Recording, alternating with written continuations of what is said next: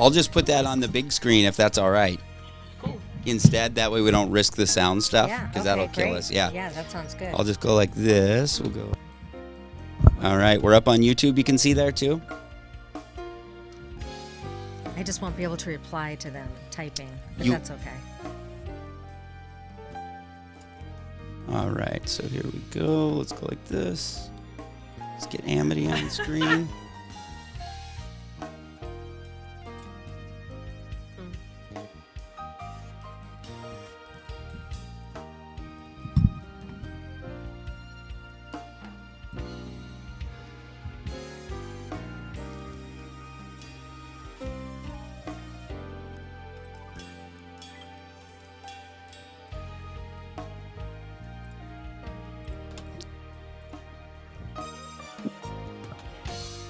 So you'll be able to see it there on the Zoom, Sonia, in like real time. So. Okay, great. Right. And then you have the show title, right? Yep.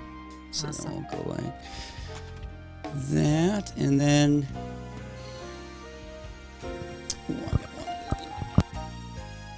Hey, everybody who's out there.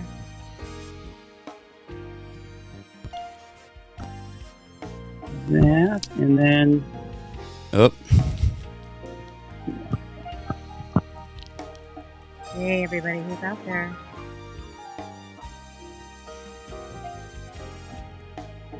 That, and then. Oh. Hey, everybody who's out there. I have them on. Yeah, and then. Oh. I can't hear you. Hey, everybody who's out there.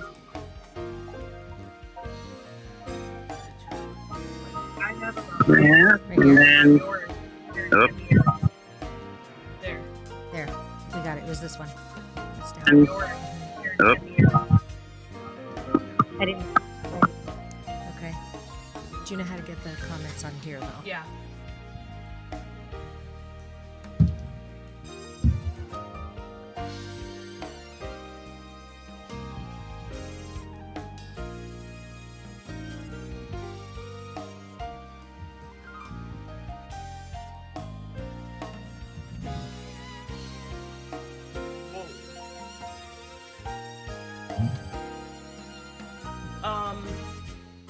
Is there a way to show the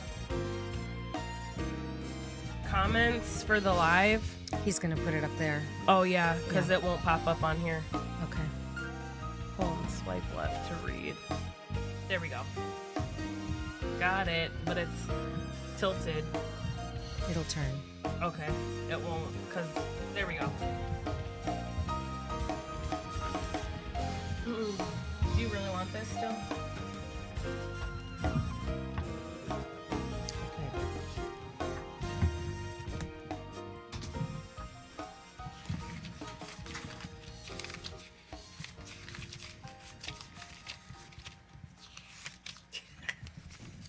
Show me interviews. All right, I think we've got it all set up now. All right, Ms. Doswell, the floor is yours. Hey. Everybody's joining us. Give us a shout out if you're out there. I see you guys. Hey, Roscoe, what's up? What's up, Jason, my little bro? Jennifer, I'm so glad you're here. Hey, Corey, how are you, girl? There's my cousin out in Seattle.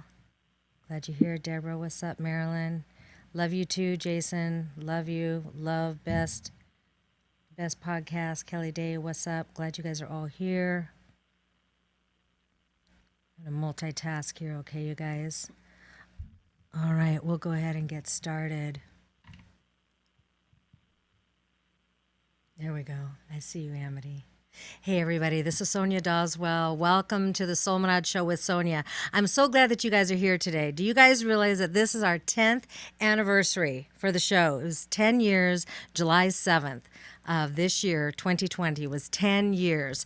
Y'all know I moved up here to Minneapolis about 3 years ago, and I have not been in studio. I've been working out of my home studio, and again, of course, on location like I always do. But I'm really excited to be here today in the NBC studios here, just in the north end in the art district of downtown Minneapolis. So thanks for tuning in. We're operating live here. I want you guys to share this. Please join us and be interactive with us here. You can submit your questions to our guests or to myself throughout the show. We won't be able to get to everybody, I assume, but we'll do our best so that we can bring you guys right here into our safe space of grace, where we can all kind of hang out together and have a conversation. So I'm really glad that you guys are here. I do want to say happy anniversary to my husband and I, because we just celebrated, girl, 30 years. 30 years. Awesome. Wow. 30 years, yes, Amity. And that is something, right? So we just got back from Mexico, and I want to give a shout out to everybody there at one of my home resorts. Luis, Angela, Luisa, Ricardo, Jose, Pamela, y'all know who you are. Jesus.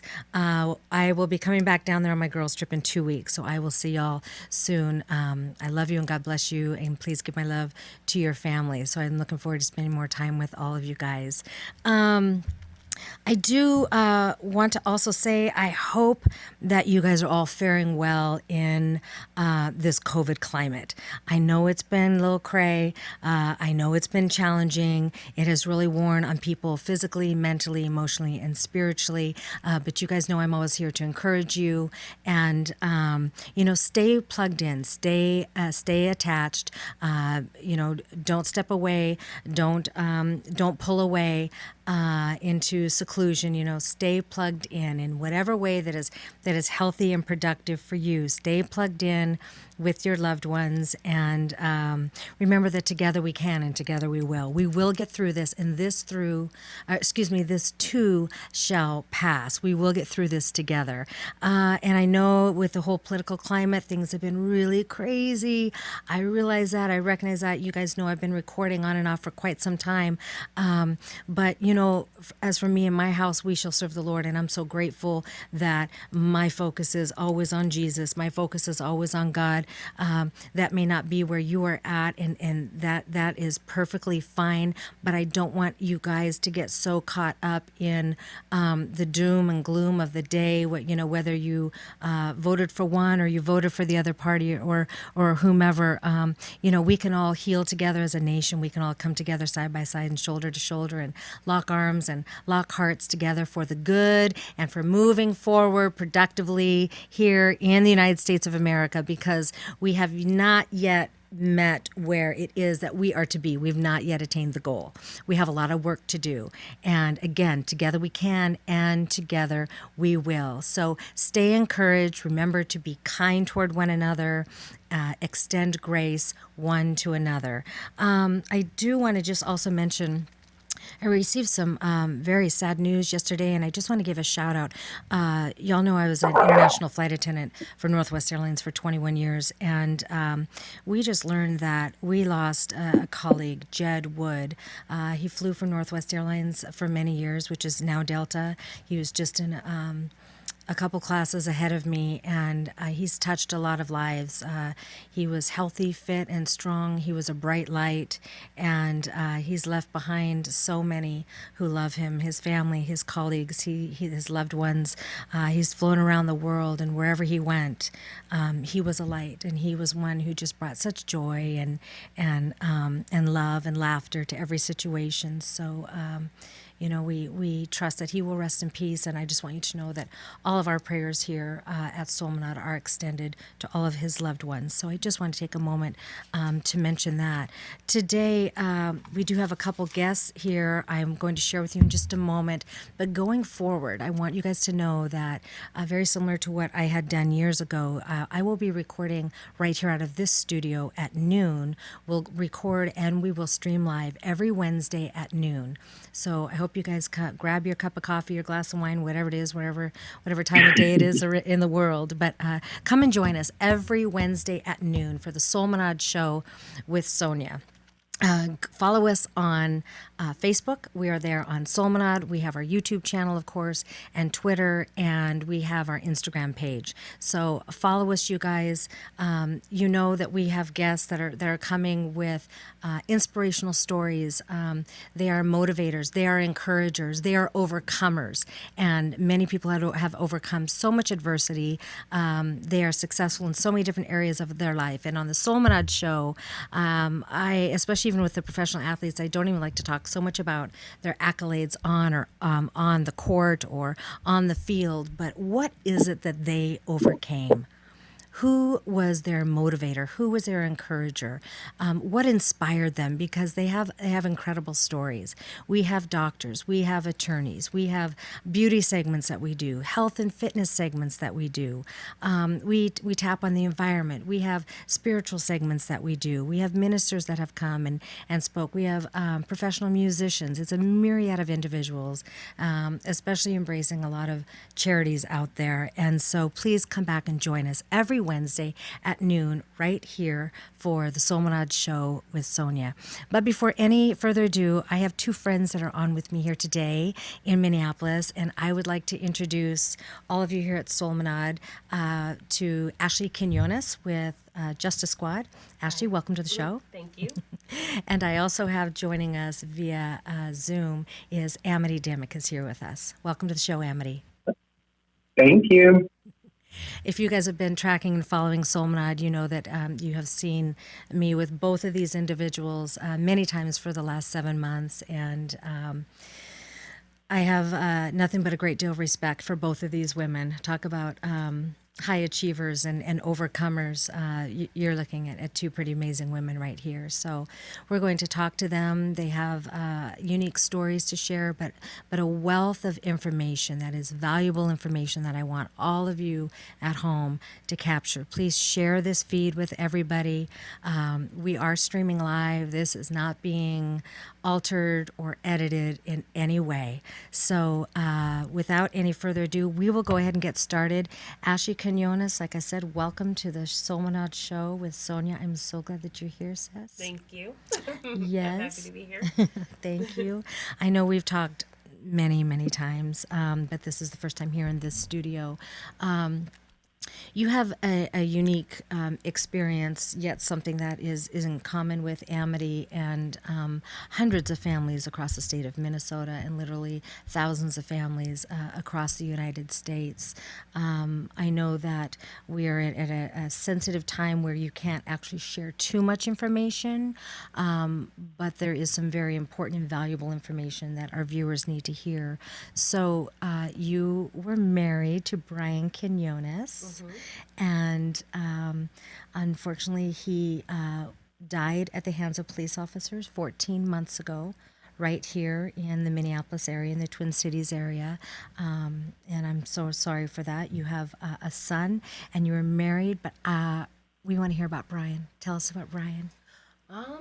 So Brian was, he was definitely an awesome person. He was always pretty much in a good mood. He loved to rap. He loved music. He loved conspiracy theories.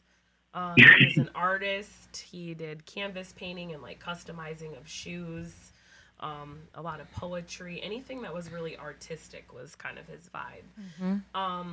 And he loved to travel, however, hated to fly. So we traveled to 48 of the 50 states, us with our son.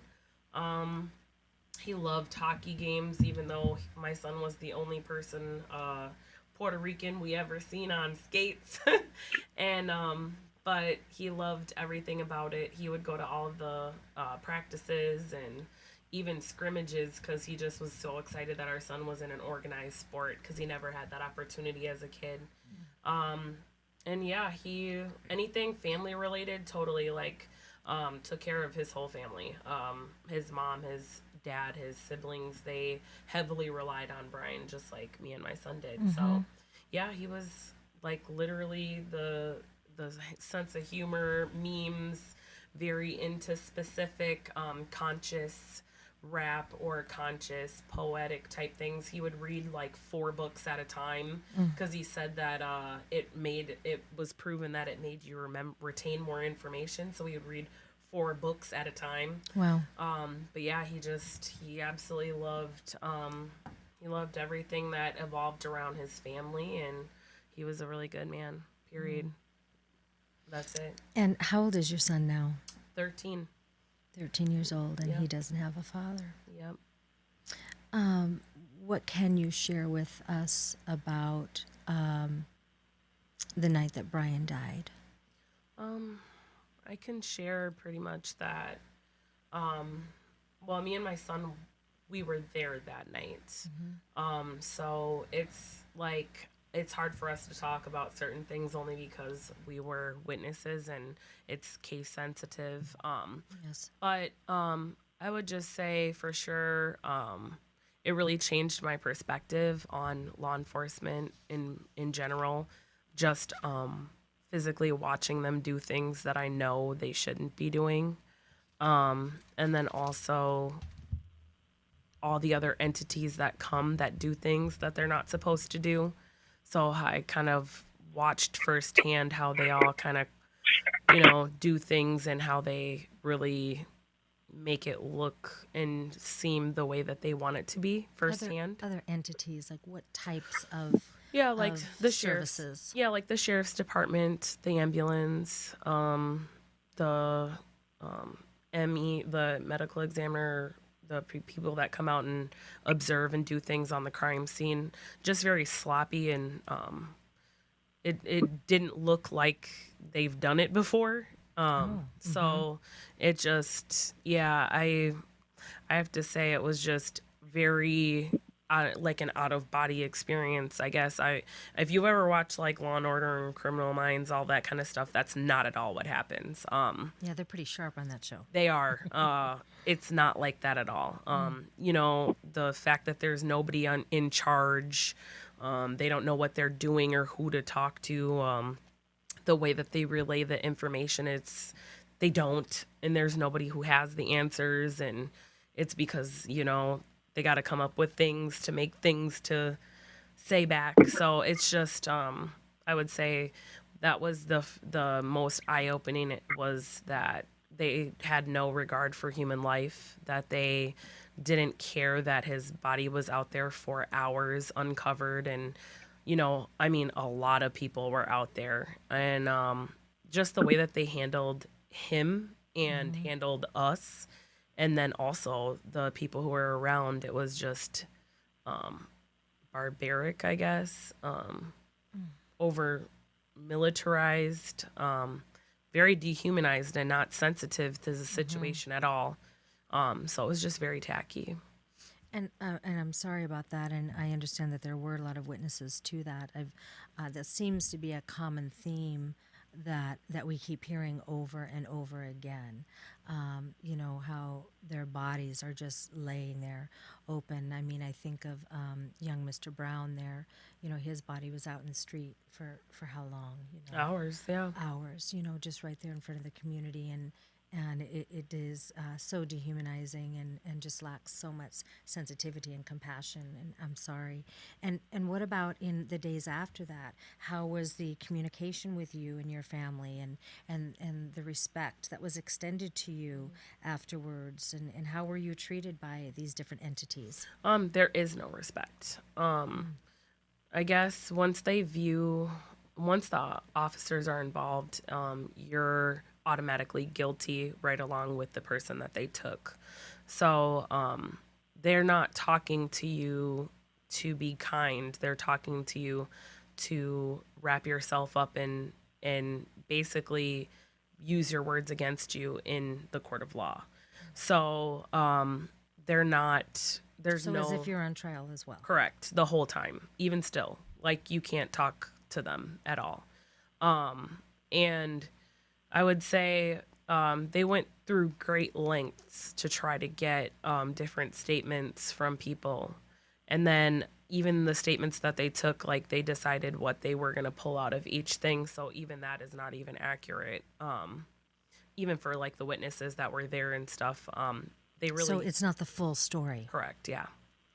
So they'll pick and choose who they use in their report. They'll pick and choose key things that they have in their report, as long as it's all built to fit their narrative. So I'm so sorry. And how is your son doing in all of this? I cannot even imagine. It's a walk I've never walked. yeah, a walk you never want to walk. No. So I would say he's decent. I think both of us are kind of still early in the stages of grief. So it's like, we're still very angry, which I think is very a safe space to be, because it's easier to address that than it is to address sadness right now. But like, school is tough for him. Hockey is very tough for him because, like I said, his dad was always there. I loved it. Yeah. Yeah, and even at practice. So it's a big absence for him. So he actually quit this past week. But he... And he may pick it up later. Yeah. But for right now, in this season of his life, Yep. he needs to step away. Absolutely. I And understand. I feel like the anger is not being channeled appropriately.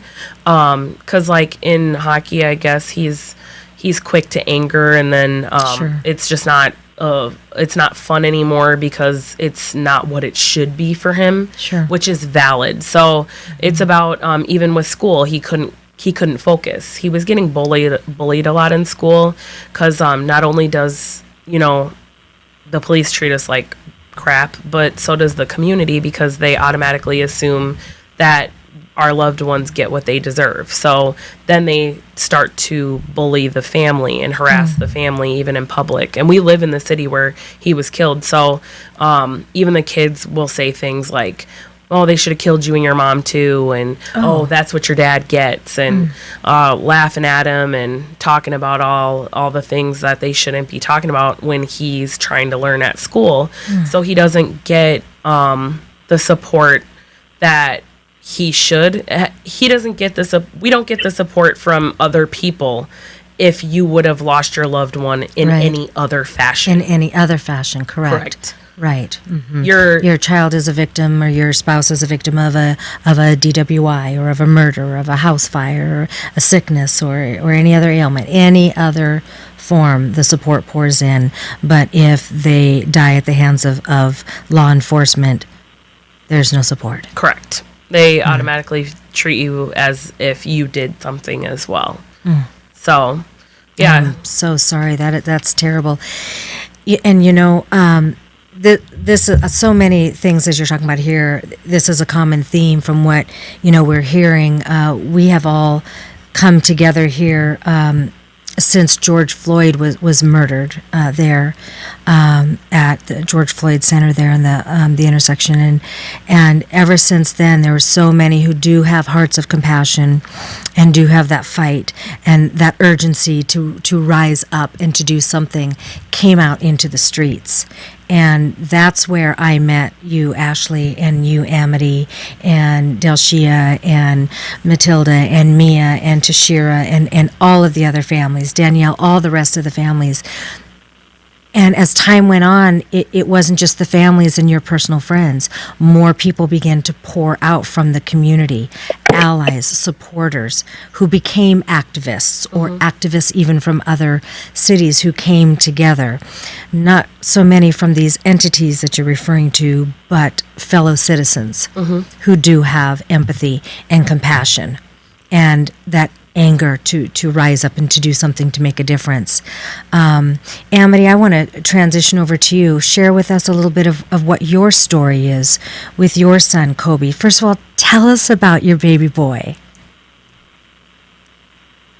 Oh, he was my most favorite human being in the world.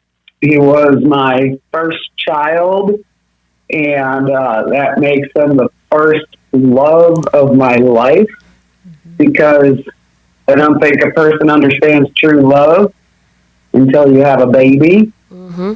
And then they're just everything to you. Both of my children are, but he was my first baby. And as you see in that picture, He was a tall man. I like to call him my gentle giant because he was just that. He was a large man, but he was like a big teddy bear and just peaceful and loving. Quite like Brian, Kobe was very into artistic types of stuff.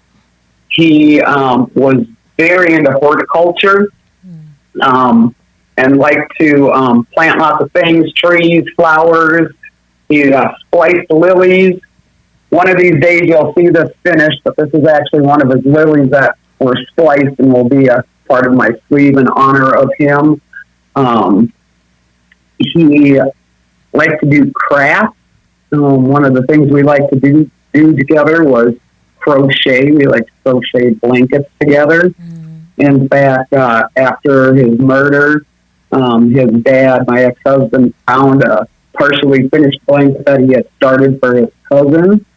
And so I finished that for him and surprised his cousin with it. He was also a part of the Hard Times Bike Club, which I believe is now called the Black Label Bike Club, like bicycles. And they do all the fun bikes where they have like the rickshaws, the sidecar bikes, the tall bikes, stuff like that. And say if Brooklyn Center had a neighborhood gathering, him and his dad would take their bikes out and take all the neighborhood kids for bike rides. And he was just he was a great big brother to my daughter. He was a great big brother to his cousin. They called themselves brothers. He was a caretaker. He took care of his grandmother, who is not very mobile anymore due to health conditions. And in fact, because we live up in northern Minnesota, when he got older and I tried telling him to come live up with us now, he said he would, but he had to finish taking care of his grandparents. And then he would come and take care of his mom because I'm also disabled and don't look forward to my old age and my disability. So he was just precious, kind. He was like the most beautiful thing in the world to me. And they took that for no reason at all. And we just have to live with that from now on. Yeah, it's just forced I'll just never upon see you. my boy again because of a split-second decision that a untrained police officer made. I'm so sorry. He looks like he was just so precious and very kind and thoughtful and generous. Just like his mom. He really was. Just like his mom. That's right. Amity, can you take us to that fateful day and share as much as you can about what happened so our viewers have a better scope, a better idea of what it is that you were talking about that happened on that day? Well, I know that at this point I've probably already said too much, so I'll at least repeat the things I've already said, but I'm also in the case where, in the situation where Ashley is, where I plan on getting Kobe's case reopened. Yes. And so apparently things that we say, they try to use against us. And nobody can 100% tell me what I can and can't talk about, so it's always a little weird. But the one thing that I do know is that my son was having a bad day that day. He was on the autism spectrum. Autism is not a crime, folks. That's right. And he ended up in a fight with his grandparents who he lived with, and he grabbed some weapons to hurt himself. The grandfather called 911 out of concern for my son. My son, calmed down right away. The grandfather called the police back, said, Kobe is fine. Everything's fine. We don't need you to come. The police showed up anyhow, insisted on going in the house. I don't want to get into too many specifics, but, right. After interviewing him for about 12 minutes calmly with no problem, and then, like my son, the last picture I see before he gets murdered is him with his face in his hands, just crying, because he just wanted them to go and leave him alone. He didn't want to go be put on a psychiatric hold because didn't ever do anything. Right. And came in and put my son down like an animal. Shot him multiple times, including in the head, in front of his grandmother, in his own home, on a reverse 911 call, and then Amity, left can you his explain? body to lay there for so long that he couldn't even donate any organs. That's horrific. I'm so sorry. Amity, can you explain to our viewers what a reverse 911 call is? The terminology. It was a call, they put the call in, decided that the call was unnecessary. Like I say, they were concerned that my son was going to hurt himself. That fear went away as soon as my son calmed down, but they came anyhow. And I guess insist because he had weapons, although the weapons he would have been threatening to use on himself. They insisted on, you can see in what they uploaded to the DA website that, the grandfather says, don't go in. Right. And they literally walked past him into the house. And then 12 minutes later, shot him, murdered him. So again, we're talking about not a lot of de-escalation tactics being applied. I'll make one thing clear though. When the DA uploaded the case, I actually have not looked at anything yet. I've downloaded it all, but I actually haven't looked at any of the stuff they put out there. I've heard from a lot of people that it's a bunch of bull honky. I did start reading the report, and I got to the third paragraph, and they had the nerve to say that they used de-escalation techniques. That's impossible. You can't de-escalate an already de-escalated situation. Right. The only thing they did was come in, escalate a situation that was already under control, Right. and then shot my son and trying to act like he deserved it or that they had a right to do that. And they did not have a right to do that.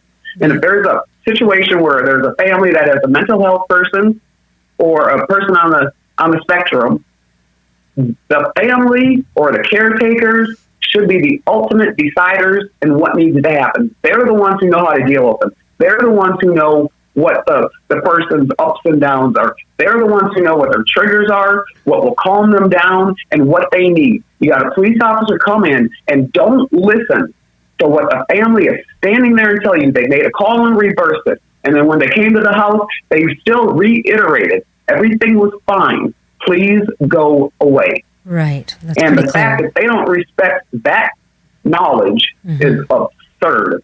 Mm-hmm. It is. I'm so If they sorry. had any respect for the families, my son would be alive today. That's right. That's right. I absolutely agree. And just like your T-shirt says, autism is not a crime and mental illness is not a crime. Your son. Yeah, we're gonna have to make some of those shirts too. And if anybody wants to buy them, you just let me know. Yes. In fact, I want to put your contact information there up on the screen, if we can, Gabe, so that folks can reach out to you and let you know. You know, Amity, since this has happened, you've been very active in the community and even here politically in trying to work hard to get these bills passed and laws to be in place and changes to be implemented and changes to be implemented in regards to when law enforcement shows up to a case like this, or if law enforcement is actually the ones who should be answering certain 911 calls when cries are coming out for help when somebody is having a breakdown. Can you share a little bit with our viewers some of the work that you've been doing since Kobe's life was stolen that day? It looks like we're losing you here in the sound. Oh, there you go. I literally spent about the first 6, 7, 8 months in bed. I'm sure. Didn't get out of bed, didn't do anything. When George Floyd got murdered, it just was so unacceptable. And I have to admit, I was also a little offended that my son and Brian's cases were both sitting nobody seemed to care about us. Nobody ever said Brian Quinones. Nobody ever said Kobe Heisler. And I woke up one morning, the day after, the day that George got murdered, and I saw all day long all these famous people and people with platforms and politicians and stars and athletes and everybody coming and having an opinion on it and saying how wrong it was, which of course it was wrong, and I support that. But I started bawling because I was like, why can't you be saying Kobe Heisler? Kobe Heisler. What about happened? What happened to Kobe Heisler? Why doesn't anybody care? Why doesn't anybody even know? And so from that point on, my fiance came in and he saw me crying, and he seriously told me just sign off of work. And we went down and started protesting, and essentially haven't stopped. Mm-hmm. The protests are so tiring, and I agree they need to be done, but at some point, some of us need to stop and work behind the scenes and get some stuff done. So the things I've been doing is we were able to get testified at the Minnesota legislature twice in support of some of the police reform bills. We were able to get some passed, like the ban on chokeholds, ban on warrior-style training, and what I testified on was the autism training bill, and then we also got a mental health training bill passed. I am now in a working group with the Department of Public Safety and the Post Board, working on, now that we got the training for the police passed, now we have to determine what's going to be required in those trainings and make sure that the training they're getting is actually going to be effective. Mm-hmm. So we have multiple meetings throughout the end of the year trying to figure that out. And then I have also been in contact with the chief of one of the suburbs. I'm not sure if I want to say who yet, but he's been reaching out to me. And you know how people are kind of afraid of that defund the police? Like, first off, they don't even understand what it means. They think it means like dismantle. Right. I am a defunder, not a dismantler. Right. And one of the chiefs reached out to me, and her solution, well, that just narrows it, doesn't it? That's okay. Her solution is to, how about use the firefighters? Why not train firefighters on mental health and autism responses? Firefighters are people we all trust. They're already in the network, so they already got the infrastructure and everything set up, the 911 and all that's already set up. They are a part of the government. It's not like we're just handing it over to some stranger. They're already all EMTs, and we just need a little extra training. Mm-hmm. I have spoken to a retired injured firefighter friend of all of ours, Jonathan McClellan, to see what he thought of the idea. And not only did he like the idea, he loved the idea. Mm-hmm. So we will be meeting with this chief and seeing where we can go with that idea. Okay, it doesn't even matter. Chief Kelly McCarthy. She's like, I'm going to go there. You're funny. And so that's what we're doing right now. And then getting ready to plan for the first of the year when the session opens back up and continue to push the rest of the police reform bills that we have. One of the bills that I'm personally trying to push is Kobe's Law, which would require body cam videos to families within 48 hours, because the whole not being able to see what happened to your loved one and trying to demand justice for them makes it real hard when you don't even have any information. Right. So that's one of the things we're trying to pass. Another thing we're trying to pass is the statute of limitations. Yes. There's a bunch of us in the family that have gone over the statute of limitations. So we want to do something retroactive for them, but then also going forward, because as we all know, they hold the information so that we end up running out of time. And then the biggest one, and I think the most challenging one, will be ending qualified immunity. Yep. Mm-hmm. Yes. Yeah, that's huge. Ending that qualified. Can you actually explain that to our viewers in case there are any of you out there who don't understand what that qualified immunity is? I usually call Jonathan for this, but it is essentially when the police say, I was in fear of my life in my line of work, and so they just get off.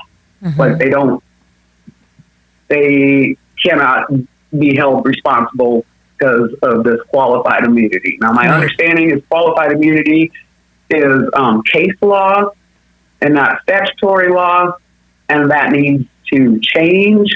That's why out of the 439 murders, whatever the number is in Minnesota for the last 20 years, why nobody ever why the police officers never get charged. Right. Qualified immunity, they get off of it each and every time. And I just saw that about last week, an officer was actually denied qualified immunity, but once again, since it's case law,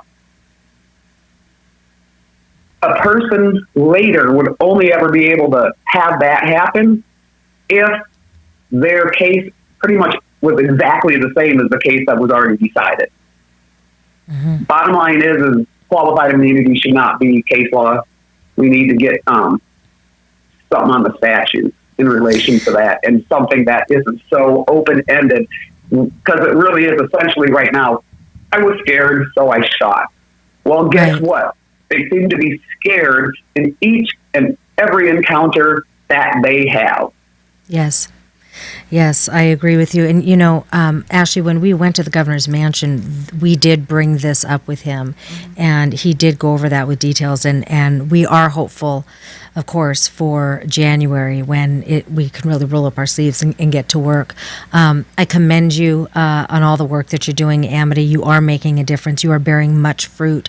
And I'm sorry that you're even thrown into this activism, because you had a peaceful, wonderful, blessed life prior to that, prior to them stealing your precious baby. I was actually a hermit before this.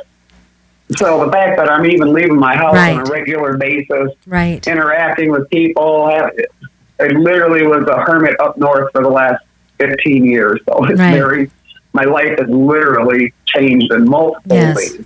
You know, it makes me think of our friend Delshia, you know, who is an activist, or excuse me, an evangelist, and here she was since Hardell died there in Bemidji. She's been thrown into activism, and, you know, way out of her comfort zone. This isn't what she wanted to do. She was, you know, perfectly content with where she was at that season in her life, much like yours, and much like yours, Ashley. This is just thrown upon you. Now, you can choose to stay home, as some families do, but I must say, I've been standing right here beside you guys. I'm watching you. You're getting the work done. You are getting the work done. I want to share one more story with you guys. Gabe, if you can prepare to pull up the story about Lionel Lewis. Mia was going to join us in studio. Hey everybody, this is Sonia with Solminod. I'm just wrapping up a very important meeting here with many of the families who have lost a loved one here in Minnesota due to police brutality. We gathered here as families supporting families of police violence, and I am here with a dear friend. I have Mia Montgomery that's right here.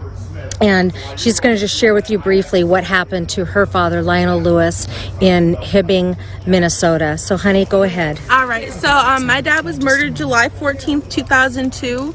My dad was beaten to death. His eyeballs came out of the socket. His ribs were broken. His skull was cracked open. My dad was then hogtied, mace sprayed in his face, and a spit bag placed over his head. He was in the back of a squad car when it was 84 degrees out for over an hour without the squad car running while they were getting statements from bystanders. My dad was found dead, and they didn't report it for medical help for over an hour and a half, where they then came up with their story. My dad's autopsy results took over half a year to come out about how my dad died, and they ruled it as agitated delirium. And all of those officers are still employed except for one that retired.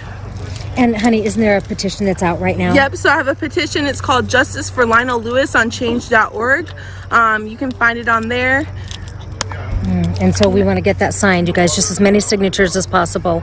And of course, as always, we appreciate your fighting and your letters and calling your... Okay, there you have it. You heard it directly from Mia Montgomery. God bless her heart. Believe we have an opportunity for this case to be looked at again, correct me if I'm wrong, Ashley, since she turned the age of 18. Is this correct? Mm-hmm. Yep. So, honey, we love you, and you know that we're standing with you and praying for you and locking hearts with you. And we pray that justice will be had for your dad in his memory of Lionel Lewis. So we love you. So these are just a few stories. If you guys go on the Solminod YouTube page, if you go on Family Supporting Families, if you go on Justice Squad, if you go on Unicorn Riot, my goodness, there's so much coverage that has taken place here in the last 7 months, especially since George was murdered here in Minneapolis. Now, of course, people have been out in the streets, since Tamir and Sandra and Eric Garner and young Mr. Brown and Ahmaud Arbery and, of course, Breonna. But as for here in Ground Zero, here in Minneapolis, there's a lot of coverage that's out there. We have a lot of freelance photographers and reporters who have been rolling up their sleeves, locking arms with these families to cover these stories, to get the truth out to you guys. And in fact, next week, some of those gentlemen will be guests on our show because they have a bird's eye view. They have seen and felt things coming from their perspective, from their angle, from their vantage point as media, and they're going to share that with you next week. But anyway, so there you have the story there from Mia, and you've heard here from Amity everything that she's gone through and the work that she's done. Ashley, you have been rolling up your sleeves. You started an organization not too long ago called Justice Squad. Can you share with our viewers a little bit of what Justice Squad is doing, let alone what is on the horizon? Yeah. We really have been working on uniting families from across the country.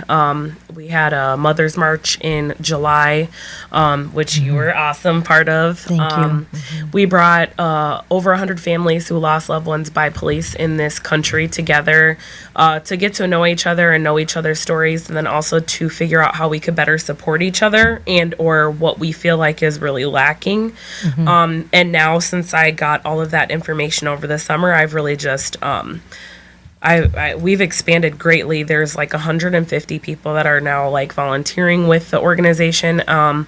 I've really had amazing networking and friendships made from different organizations and different people that are fighting for different causes.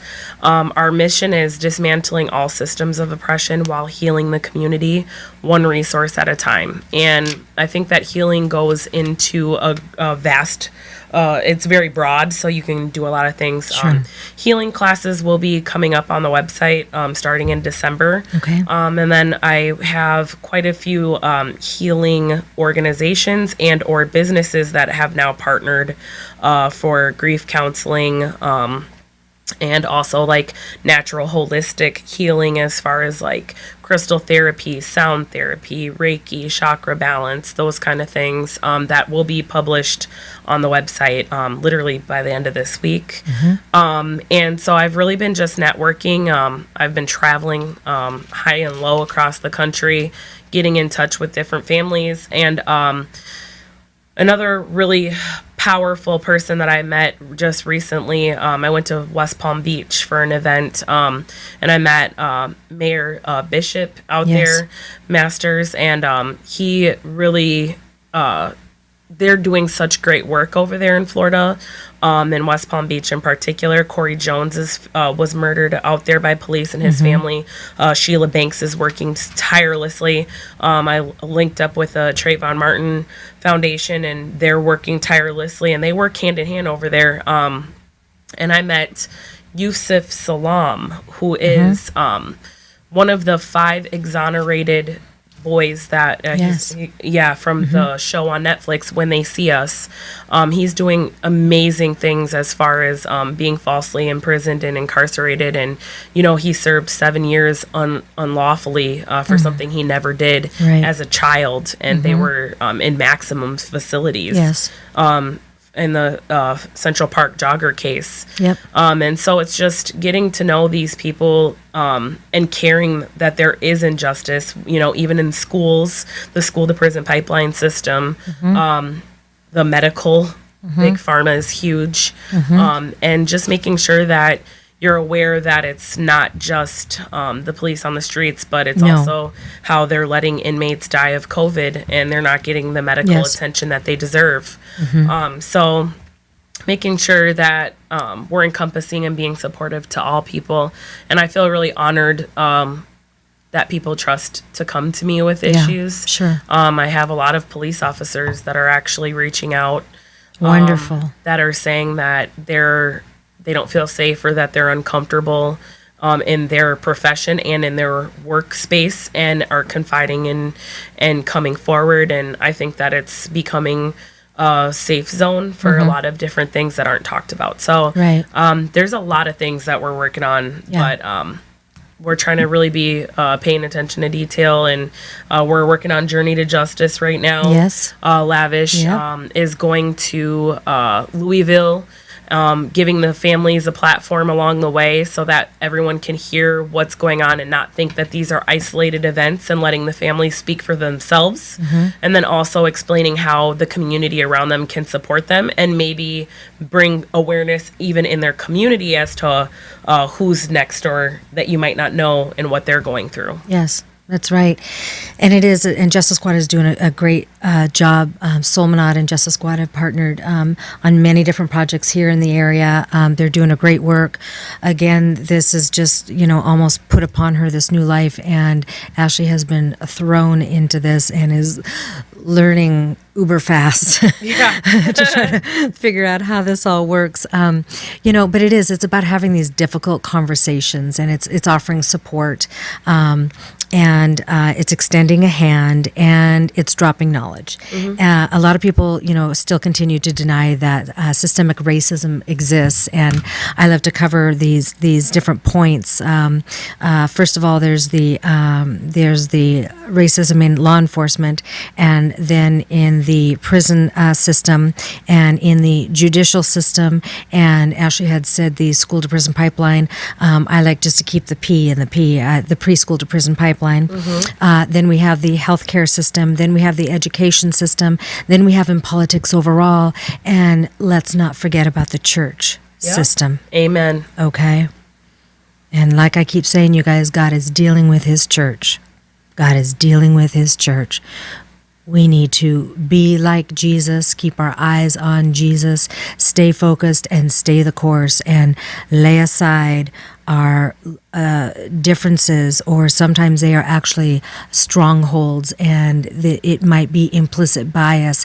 We need to deal with that, and this is a season, and really I see it as an opportunity for God to deal with us and to contend with that, and to deal with these issues in our heart. It's a beautiful thing. It's painful when the Lord takes us through the refiner's fire, but we come out as gold. It's a wonderful thing. So I just encourage each and every one of you to yield to that. Much of what I see activated over and over is the root of this is pride, and pride comes before the fall. And I believe that pride is coming down. I believe that God is doing a great work, and he is pulling down that which is in that high place that is not of him is coming down, and everything that is attached to it is coming down. And I had heard one of my friends say, she literally was told by an FBI agent, the more we shake, the more that keeps falling out, more evidence. And we are in the season of the great reveal, but it's so important that we have these different support systems in place, these organizations to sprout out, or for those of us who have been here for years, come alongside these organizations that can give you that information, give you that direction. I personally started, it's small, there's just a little over 200 people, but the Solminod page, a resource page for justice, right? Because I was being inundated with predominantly Caucasian people here in the country that were saying, I want to do something, I don't know what to do. Can you give me some direction? I don't know what to do or how I could help. And I keep saying, you don't have to run to the streets and be a loud mouth like me. That's what God has called me to do. And I've already had this show, so of course I will pull this in and utilize this platform that way. But you do you. You do whatever it is that God has called you to do, but do something. Be proactive and be a part of it. But that Solminod resource page for justice is on there. We have families supporting families. We have Justice Squad.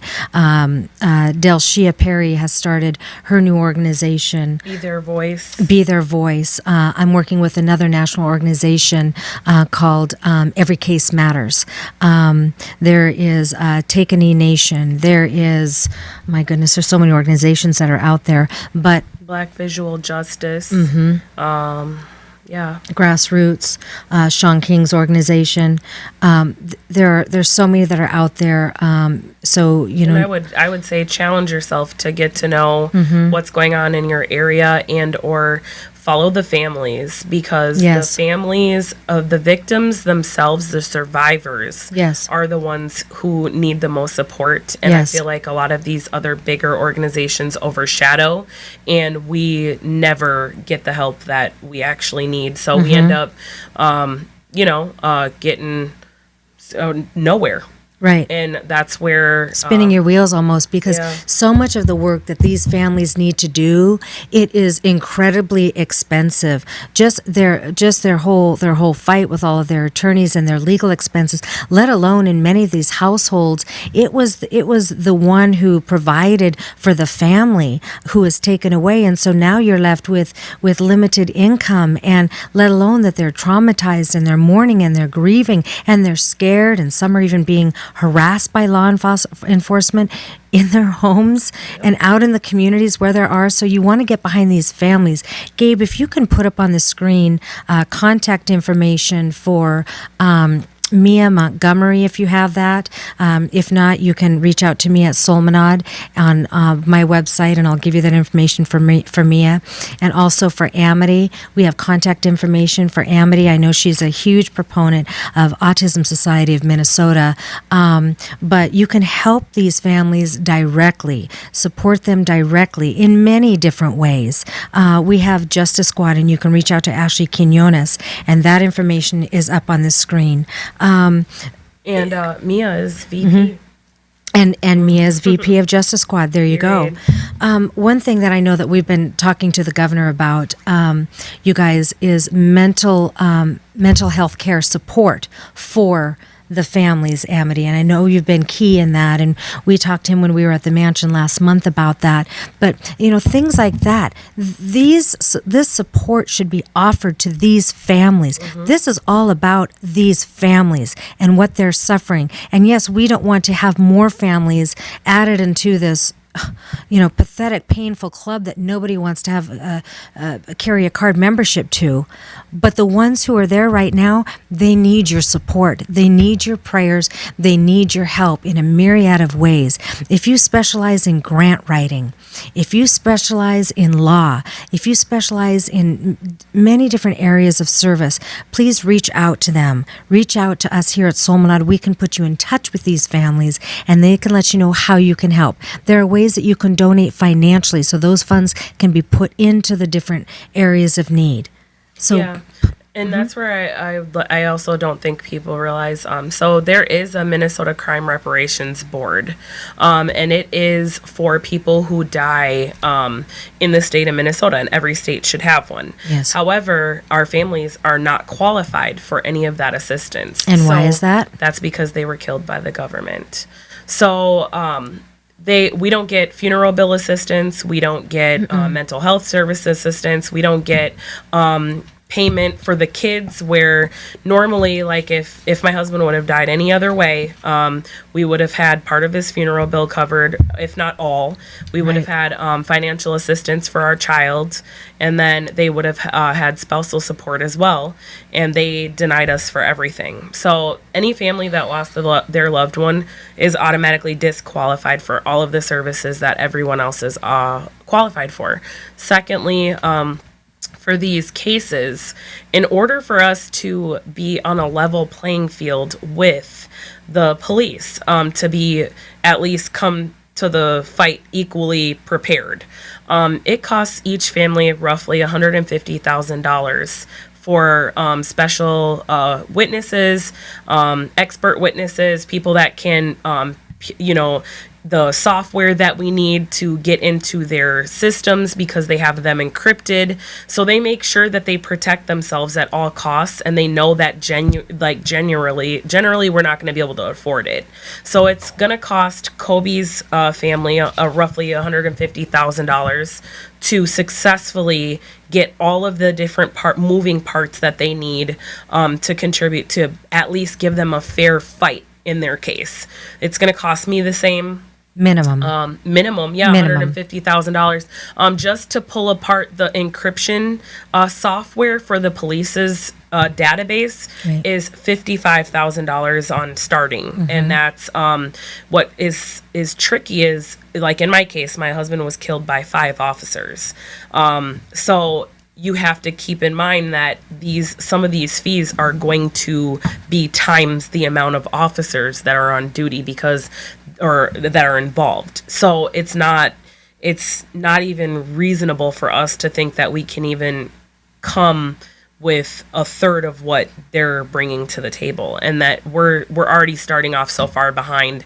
There's no way we're going to catch up. So I don't think people realize what we're up against. Well, it'll take a miracle, and we serve a miracle working God. So, amen. And Amity, would you like to add to this before we prepare to close out? Then, any final words that you'd like to share with our viewers about the needs that you guys have? Well, I would like to say that we talk about like the justice side of things, but then for the legacy of my son, because I can't have them have killed my son and then nothing. So 2 legacy ideas that I plan on pulling off, and I need lots of help with this. One of them, I live in northern Minnesota on a beautiful property on a lake. And what I want to do with my property, I was already planning on moving. I was in the middle of moving when my son got murdered, so my house has been halfway packed up for the last year. But the plan that I now have is to turn my property into a retreat center for people of police murder and for families that have somebody on the autism spectrum. And then maybe at some point also extend it to the activists and the frontline workers that have been helping us with everything we do. In order for that to happen, I need to come up with $250,000 so I can buy myself out of my house and make this happen, in the process of setting up a nonprofit to be able to make that happen. And then the second thing I plan on doing, I don't know if you guys are familiar with Cedar Fest. It used to be a outdoor festival that happened on Cedar and Riverside. And on Total West Bank, me and Kobe's dad met on the West Bank. We started the Hard Times on the West Bank, so we're West Bankers. And Cedar Fest went away a long time ago. And when Tony Zaccardi bought Palmer's Bar, he started Palm Fest, so it's like a smaller version and just inside the bar. But I approached him and I said, well, why don't we bring Cedar Fest back? We'll call it Kobe Fest. We'll still do it on the Cedar and Riverside. We'll do it in conjunction with Palm Fest. They love that idea. I know most of the business owners in that area. I also know the West Bank Business Association, who will have to help me with that, KFAI, all sorts of stuff. But so those are the 2 things that I am trying to achieve as far as a legacy goes for my son, because I don't want him to just be gone. Right. Sure, of course. That And sounds like a fantastic idea. I love it. Doesn't it sound And great, everybody Ashley? I've told it to loves the idea. Yeah, well, I love who it. wouldn't? It's a It great sounds idea. I mean, great. it would be, you just let us know and you come up and it's just all ready for you because as Ashley and you can attest to this, it's physically exhausting. Yeah. It's financially exhausting.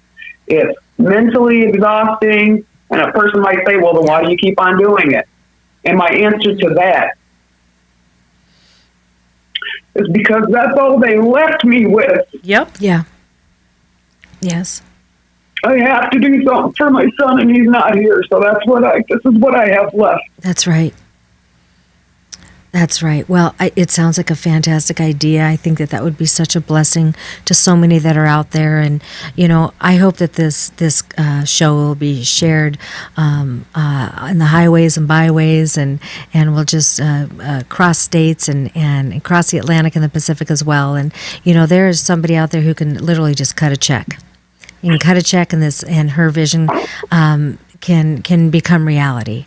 So, what I always do, I've been in ministry for 20 years, and I always say to people, you give as the Lord leads you to give. But I encourage you to be prayerful, but give as the Lord leads you to give. And then just be faithful with that.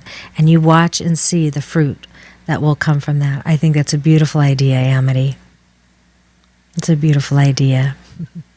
I would also like to send a personal thanks to both Ashley and to Shira because really Justice Squad and Family Supporting Families have done what I think is one of the most important things, and that's uniting the families that's right. together. Mm-hmm. Because one by one, it's easier for them to knock us down or dismiss us. But when we come together with them, to them as a group over and over and over, I think that they're having a harder time denying us. Yep. And I am just so grateful for both of those ladies for bringing these groups together and for bringing us together. Mm-hmm. And like I say, not just here in Minnesota. I mean, we're reaching nationwide. Yep. And I really think that's one of the most important things that we can do is be a united front. So I thank them for bringing us together. And, being in charge of one of these groups is not easy. It's not like they just say it and then just sit around. I mean, there's a ton of work that they're doing. And a lot of criticism. To keep this all going and to bring us together and keep us connected. And I appreciate it so much, especially being not in town. Yeah. Yep.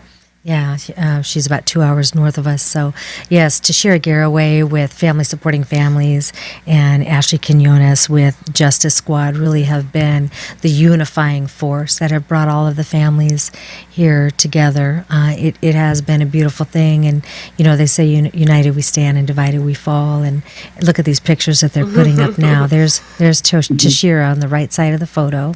And then that's Jonathan McClellan. You see Ashley in the center. There's sweet little Mia Montgomery there, and then myself on the left.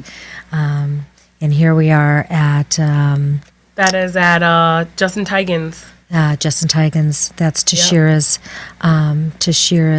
fiance when he was murdered. Justin Tigan's. That was his march that day. And there, you see me in the red cap. You see Danielle. You see Miss Delshia with her fist up. Everybody was there. That was a great turnout, and it is time and time again for every family. The support has been beautiful, and that's not what everybody is seeing on mainstream media. And it has just been, look at that, family supporting families against police violence. Yep. Yeah, you have Tashira Garraway there on the left. You have Miss Marilyn there. And then you have Matilda Ann with the red hair. Myself in the red cap. You have Mia. And then you have Delshia. And Ashley was about 3 people down on the over there to the right. This was at the event I did in Lakeville. Again, just community coming out together. Community coming together. There's Taryn Vang is in there. We have Jason on the far right with Best Podcast, myself, Tashira Delshia. We have Pastor Rose, who has just come alongside everybody, especially serving Delshia, though, for some time. Here we are at Mia's event. Yep.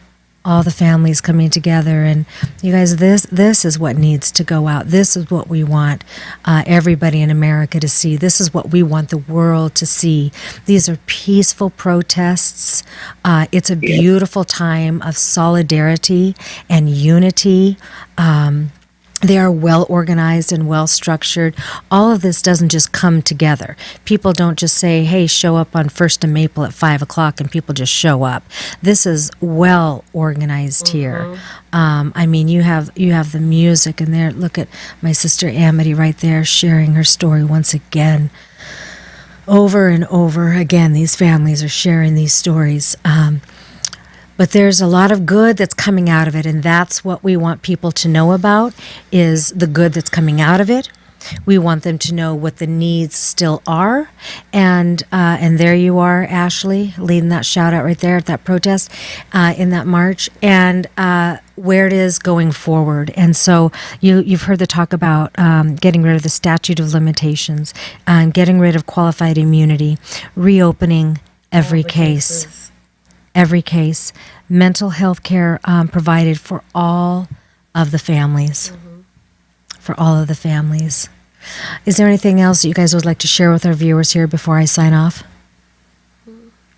I would just say challenge yourselves to get to know the families, like I said, because even the stories that are in the news are just the police's narratives. Yes. Kobe Heisler, Amity, you can't talk, I can't talk. A lot of us, right. We are not allowed to talk until after the case is settled. And even after that part, you have to be very careful because there's things that they do to make sure that we can't speak anymore. So yes. A lot of these stories, you're never really going to get the full truth unless you get to know the families, and it's going to be like off-record type situations.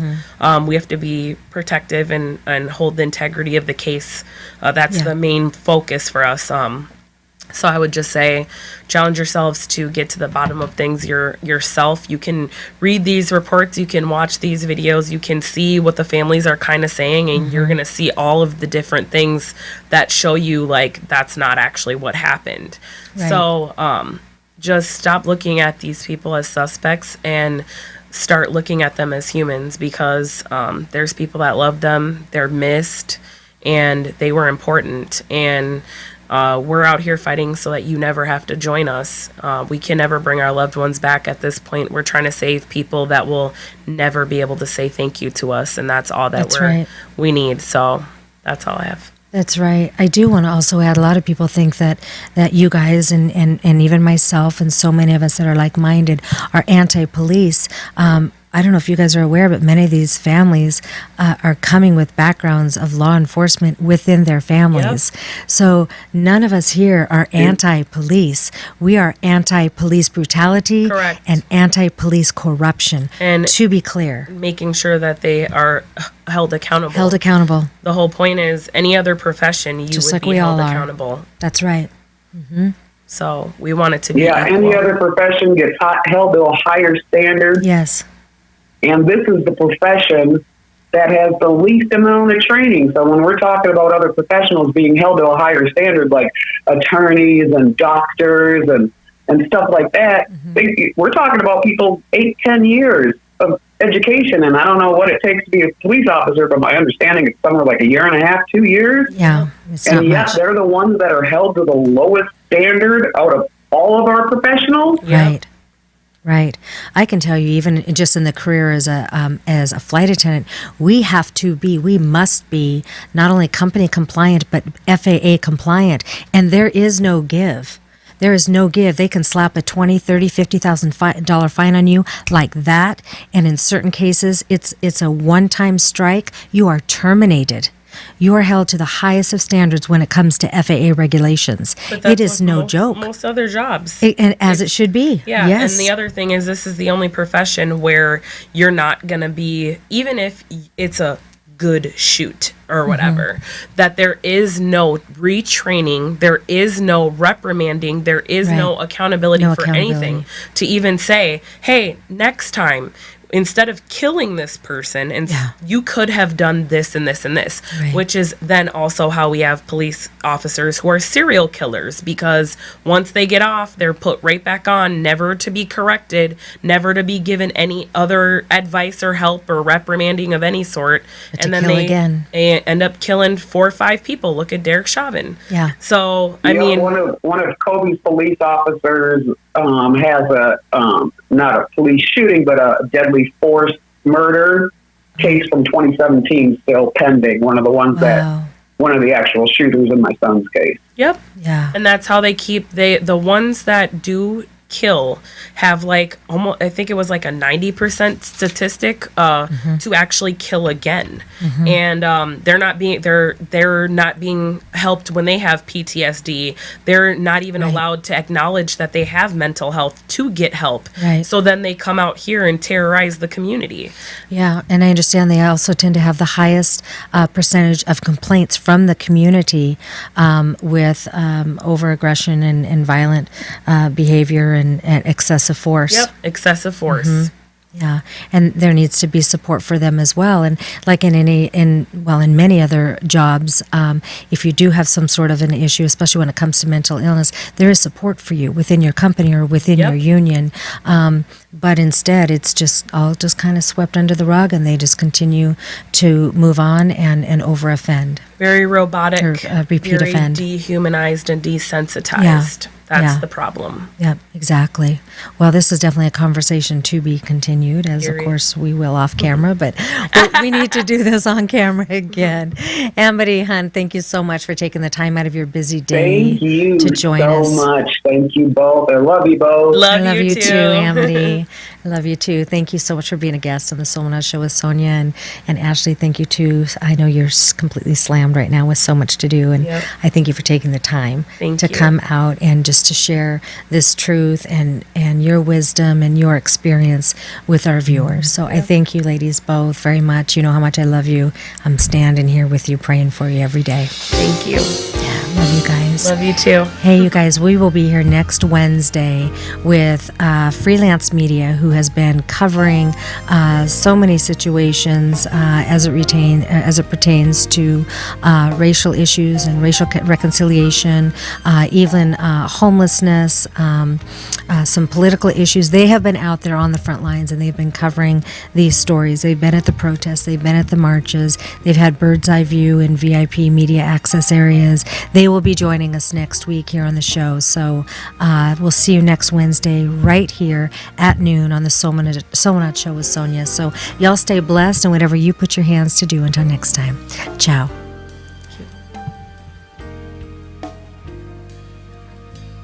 Thanks, ladies. That was awesome. Thank you so much, Amity. Thank you. I know how busy you guys are, so I thank you for doing that. I'm going to disconnect now. Love you guys.